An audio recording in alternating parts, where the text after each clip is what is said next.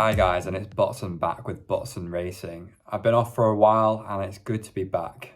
Now the jump season has officially started and that means it's time to crack in to Antepost, to Cheltenham, to Aintree, to whatever, because the jumps are back and it's good to be back. Now, I'm just going to go through a few things. I'm looking to get some content out for you guys, re Cheltenham race targets and trends.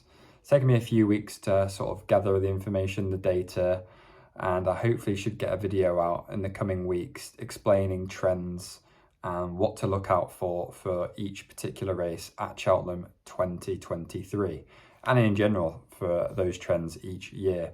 So hopefully I can get those out for you guys. Again, I feel like it's helping me consolidate and eliminate some horses and get a better understanding of each race in general. And yeah, as I said, I'll be using it for every year now, and hopefully you guys can too as well.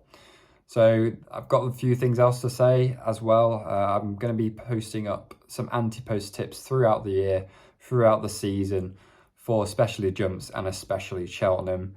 And I would like to go for you quickly a tip that I have backed personally. Now I have got better odds, and it is annoying that I didn't post it up sooner, but I still think he's value at 12-1. And it is for the National Hunt Chase at Cheltenham. And it is Frontal Assault. This 6-year-old horse ran second in the Irish Grand National. It was very, very nice. It's still a maiden over fences, I should say. So this race is perfect for him. As I said, 3 mile 6. And obviously he's got the distance form running over at Fairy House over 3 mile 5, yeah. So definitely got the distance checked.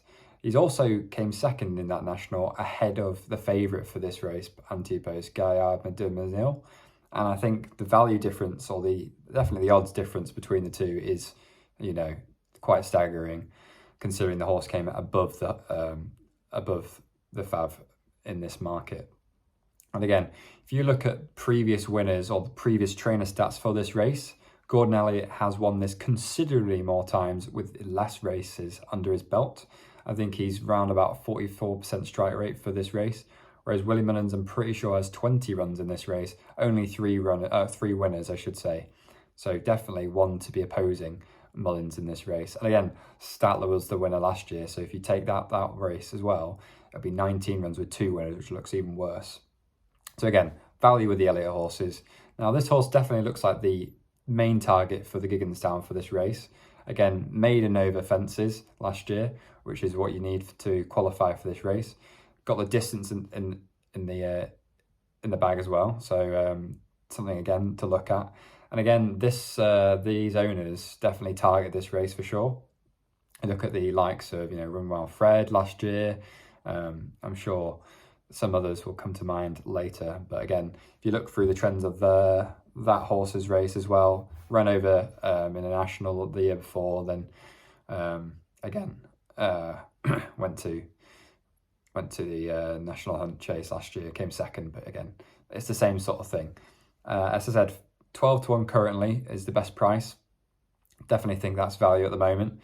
One last time out on seasonal debut, which is a good start considering he's a novice over fences, so it's a good thing that he gets that under his belt. Only over 2 mile 6, but again, if you look through the trends, usually they start off 2 mile 4, 2 mile 6 and work their way towards it. Now, there is one race that I've got in mind, and if this horse does get an entry or does run in it, I definitely think the odds will shorten to single figures immediately. And if it gets entered into the Troy Town, which is around the 20th November, definitely keep an eye out on that. Then this horse is definitely targeting the National Hunt Chase. Again, through the research and trends and stats for this race, looks like the Troy Town definitely is one of those key trials, the prep races for Cheltenham. And again, something to keep an eye on.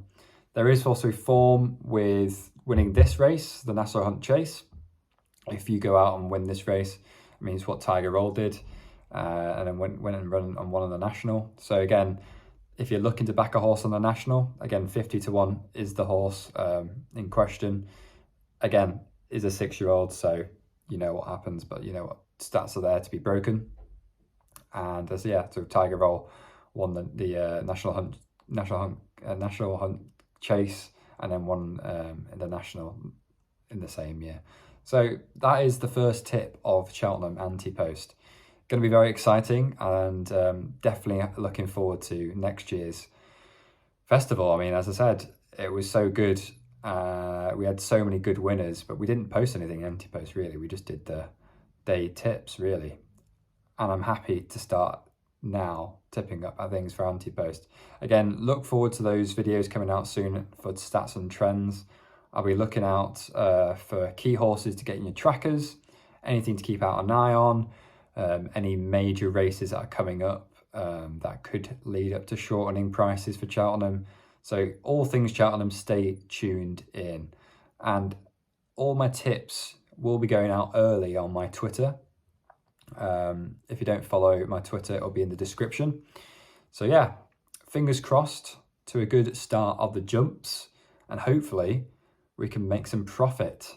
I mean, it's a long way to think about it, but it is very, very far away. But something to get excited on for sure. Bring on the jumps, and it's good to be back. See you guys.